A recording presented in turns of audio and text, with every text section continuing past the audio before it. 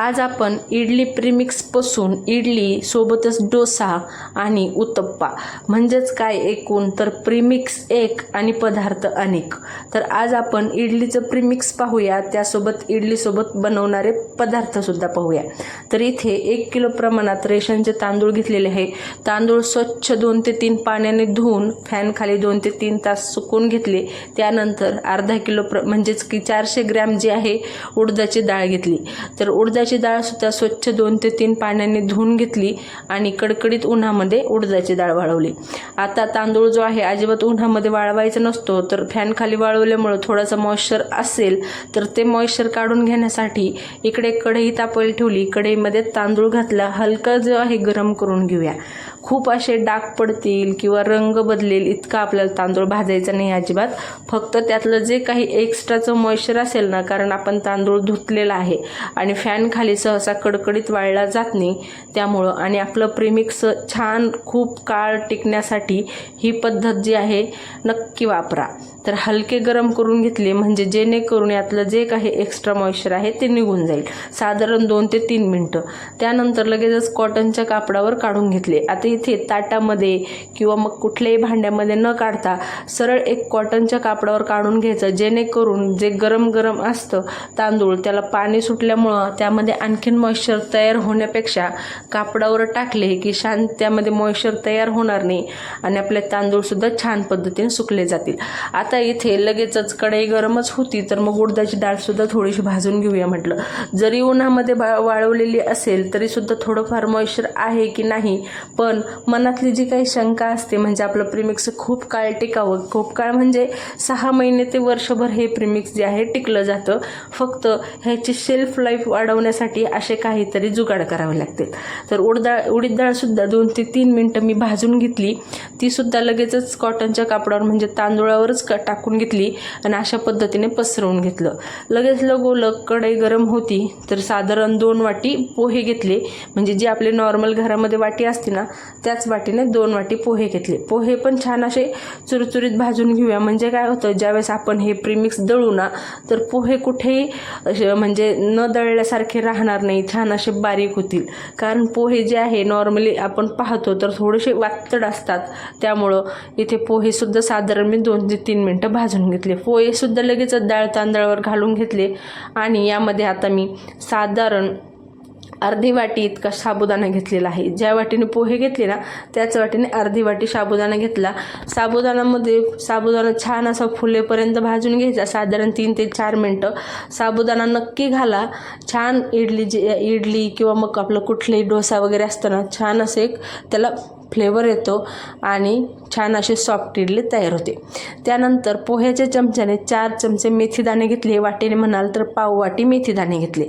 मेथीदाणे खूप जास्त वेळ न भाजता अगदी अर्धाच मिनिट भाजून घेतले। अगोदर साबुदाणा भाजून घेतला आणि गरम असताना कढई बंद करून अर्धा मिनिट गरम कढईमध्ये मेथी जी आहे फक्त थोडीशी फिरून घेतली। जास्त मेथी जर आपण भाजत बसलो ना तर कडवटपणा वाढू शकतो। आता हे संपूर्ण प्रीमिक्स जे आहे मी चक्कीवर दळून आणलेलं आहे। तुम्हाला हवं असेल तर तुम्ही मिक्सरमध्ये सुद्धा दळू शकता, पण चक्कीवर दळलं ना की छान असं बारीक येतं आणि अजिबात काही त्यामध्ये डाळ तांदूळ राहत नाही। आता हे प्रीमिक्स जरी दळलेलं आहे, चक्कीवर जरी दळलेलं आहे, बारीक जरी दळलेलं आहे, तरी याला आपण चाळून घेऊया, जेणेकरून सर्व जे त्यामध्ये घातलेले साहित्य आहे ते तर एकत्रित होईलच किंवा मग काही थोडेफार कण्या वगैरे असतील त्यासुद्धा निघून जातील। तर इथे मी सर्व पीठ जे आहे याच पद्धतीने चाळून घेतलेलं आहे आणि जरी चक्कीवर दळलेलं आहे तर तुम्ही पाहू शकता अशा पद्धतीने थोडंसं शिल्लक राहिलेलं आहे, म्हणजेच काय थोड्याशा कण्या शिल्लक राहिलेल्या आहे। आणि हे प्रीमिक्स आपलं जर आपण काळजीपूर्वक ओला हात न लावू देता किंवा मग ओल्या बरणीमध्ये न भरता आणि एअरटाईट बरणीमध्ये किंवा मग काचेच्या बरणीमध्ये असेल तुमच्याकडे तर काचेच्या बरणीमध्ये सुद्धा भरू शकता। फक्त थोडीशी काळजी घेतली ना की वर्षभर सहज टिकतं। हवं तेव्हा मिसळा पाण्यामध्ये आणि इडली डोसा किंवा उत्तप्पा तुम्ही यापासून बनवू शकता। तर हे प्रीमिक्स बनवायला जितकं सोपं आहे ना त्यापेक्षाही जास्त याचपासून बनवणारे पदार्थ आपल्याला जे आहेत अगदी सोपे जाणार आहेत। ना तांदूळ भिजवायचे, ना डाळ भिजवायची, ना वाटत बसायचं, ना तासन तासाचं काम अजिबात नाही, फक्त आता तुम्हाला इथे मी मेजरमेंट सांगते. आता हे पीठ जे आहे मी चाळलेलं होतं त्यामुळे इथे चाळलं नाही, पण जर काही समजा आज पीठ दळले आणि तुम्ही 15 दिवसांनी इडली जर बनवायला घेत असाल तर थोडंसं चाळून घ्या. तर इथे मी वाटीने 2.5 वाटी प्रमाणात जे आहे प्रीमिक्स घेतलं, त्यामध्ये लगेचच 1 वाटी घातली. विस्करच्या साहाय्याने जे आहे एकत्र करून घेतो.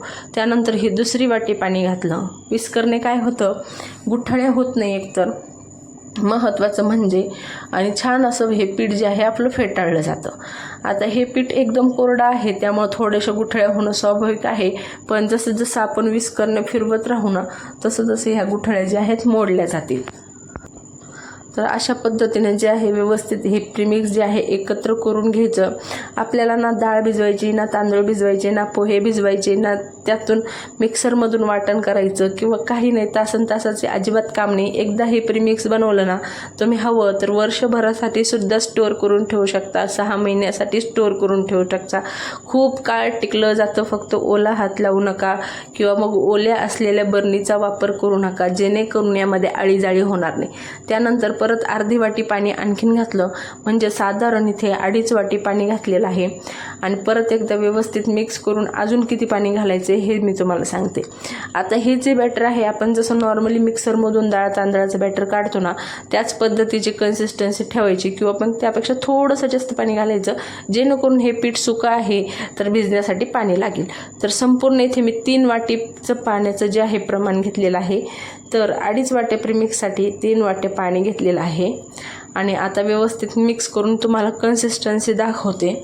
आता हे जे प्रीमिक्स आहे बनवायला जितकं सोपं आहे ना त्यापेक्षा याचे पदार्थ भरपूर तयार होतात, जसं की उत्तप्पा, कुरकुरीत डोसा किंवा मग रुमाली डोसा, बेन्ने डोसे, इडली. हवं तर तुम्ही याचे आप्पेसुद्धा बनवू शकता. नाश्त्यामध्ये फक्त मिक्स करून रात्रभर ठेवा फर्मेंटसाठी आणि सकाळी फटाफट असे हा नाश्ता तयार करा. अगदी सोपा, खूप जास्त मेहनतीचं काम नाही.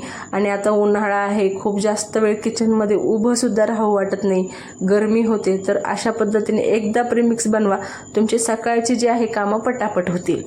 तर हे बघा अशी काहीशी कन्सिस्टन्सी इथे झालेली होती. विस्करने छान असं फेटवून घेतलं, एकही गाठ राहिलेली नाही, हे खूप महत्त्वाचं आहे.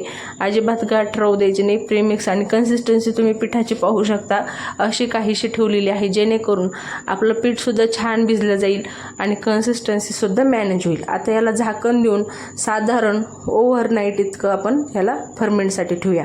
आता नॉर्मल टेम्परेचरवरच ठेवायचं, कारण शाल वगैरे नाही पांघरायचे. आता उन्हाळ्याचे दिवस आहे, लगेच पीठ फर्मेंट होतं. सकाळी उठल्यावर पाहिलं तर दुपटीने काय तर तिपटीने हे पीठ फुगलेलं होतं. इतकी छान जाळी पडलेली होती आणि पीठ पण छान पद्धतीने फर्मेंट झालेलं होतं. तुम्ही पाहू शकता अर्धं भांडं होतं, म्हणजे आपण रात्री ज्यावेळेस प्रीमिक्स मिक्स केलं तर अर्धं भांडं होतं आणि त्या दुपटीने फक्त ओव्हरफ्लो फक्त झालं नाही आहे, ओव्हरफ्लो जे आहे राहिलं होण्याचं. नाहीतर आपलं पीठ छान असं दुपटी तिपटीने फुगून आलेलं आहे आणि जाळीसुद्धा सुरेख पडलेली आहे आणि हे पीठसुद्धा छान पद्धतीने फर्मेंट झालेलं आहे. आता उन्हाळ्याचे दिवस आहे तर छान पद्धतीने पीठ फर्मेंट होतं, त्यामुळे शाल वगैरे पांघरायची गरज नाही. शाल वगैरे पांघरली तर पीठ प्रमाणापेक्षा जास्त आंबट होऊ शकतं. त्यानंतर चवीनुसार मीठ घातलं पिठामध्ये आणि एकच डायरेक्शनने छान असं फेटाळून घेतलं. आता एकच डायरेक्शनने पीठ फेटाळलं तर काय होतं, पिठातली हवा जी आहे ती मेंटेन राहते. त्यानंतर जाळीसुद्धा मोडत नाही आणि सर्व जिन्नस एकत्र व्यवस्थित होतात. त्यामुळे एकच डायरेक्शनने पीठ फिरवायचं, खूप जास्त इकडं तिकडं करायचं नाही, म्हणजे काय होतं आपली जाळी जी आहे मोडली जात नाही. तर अशा पद्धतीने हे पीठ छान असं एकत्रित करून घेतलं आणि मीठ यामध्ये घातलेलं होतं. सर्वात अगोदर इडली बनवायला घेऊया. तर इडली पात्र घेतलं, त्यामध्ये साधारण 1 ग्लास पाणी घातलं. इथे इडली पात्राचं पाणी जे आहे गरम करायला ठेवूया. म्हणजे काय होतं, गरम करायला पाणी ठेवलं आणि आपण इडलीचे पात्र भरून ठेवले ना की इडली छान पद्धतीने फुगते. तोपर्यंत इकडे इडलीचे पात्र जे आहे छान असे तेलाने ग्रीस करून घेतले, जेणेकरून आपली इडली जी आहे खूप जास्त प्रमाणात पात्राला चिकटणार नाही आणि एकदम इझी पद्धतीने जी आहे आपली इडली निघून येईल. त्यामुळं इथे मी तेलाने जे आहे व्यवस्थित इडली पात्र जे आहे ग्रीस करून घेतले. आता ही पद्धत खूप महत्त्वाची आहे, कारण अगोदर पाणी उकळायला ठेवले इडली पात्रामध्ये आणि इकडे इडलीच्या ज्या प्लेट आहेत त्यासुद्धा भरून घेत आहे. तोपर्यंत तिकडं इडलीचं पाणीसुद्धा उकळेल. इडलीचं पाणी उकळलं ना पटकन इडली तयार होते. घाई गडबडीच्या वेळेस तुम्ही ही प्रोसेस नक्की फॉलो करू शकता किंवा इतर वेळेसही करा. म्हणजे इडली दुपटीने काय तर तिपटीने फुगते, चांगली स्पॉन्जी होते आणि मऊ मऊ अशी इडली तयार होते. तर सर्व जे आहे इडलीच्या प्लेट भरून घेतल्या. इकडे तोपर्यंत पाणीसुद्धा छान असं खळखळ उकळलेलं होतं. आता लगेचच इडलीच्या प्लेटा ठेवूया. आता इडलीच्या प्लेटा कशा ठेवायच्या हे सुद्धा तुम्हाला मी सांगते. तर हे बघा, हे जे 3 होल आहेत ना, ह्या 3 होलवर बरोबर इडली आली पाहिजे अशा पद्धतीने प्लेटा ठेवायच्या. म्हणजे काय होतं, एकामेकाला खालची इडली जी आहे वरच्या प्लेटला चिकटत नाही आणि इडली फुगायला भरपूर असा चान्स राहतो. तर आणि जी खालून पाण्याची खळखळती वाफ येते ना, ती न थांबता छान अशी वरपर्यंत येते. कारण आपण हे जे 3 जे आहेत डॉट म्हणजेच की जाळी जी आहे अशा पद्धतीने 3 डॉटचे जे बॉक्स आहेत ना त्यावर बरोबर इडली घ्यायची आणि लगेचच झाकण लावून घ्यायचं.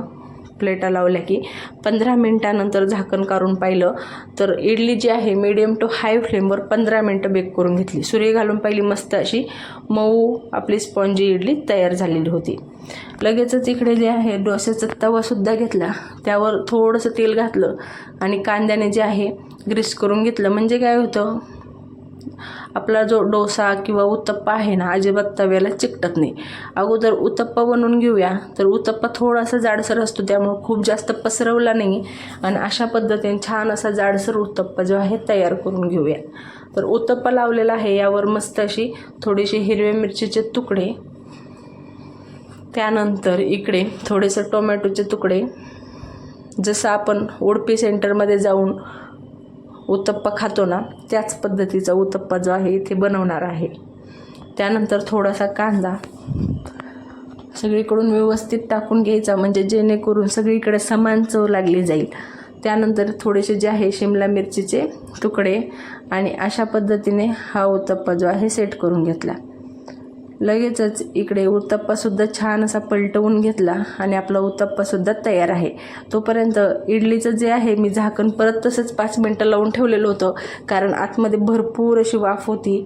तर तोपर्यंत इकडे आपला डोसा उत्तप्पासुद्धा तयार झाला. एकाच वेळी भरपूर असे काम करायचे, त्यामुळे बॅक टू बॅक करून घ्यायचे.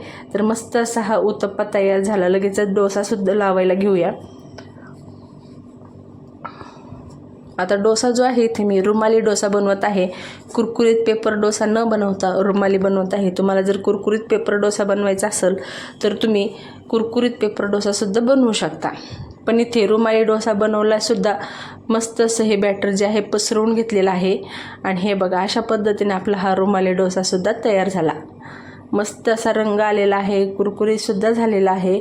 आणि लगेचच इडलीसुद्धा काढायला घेऊया. इडलीच्या प्लेट पूर्णपणे थंड झाल्या की मग इडली काढायला घ्यायची आणि मस्त अशी ही स्पॉन्जी इडली तयार झाली. रुमाली डोसा, त्यानंतर जे आहे उत्तप्पा. तर अशा पद्धतीने एकाच प्रीमिक्सपासून भरपूर असे पदार्थ तयार झाले. तर हे प्रीमिक्स एकदा बनवा, वर्षभर वापरा, अजिबात खराब होत नाही. फक्त एअरटाईट डब्यामध्ये भरून ठेवा.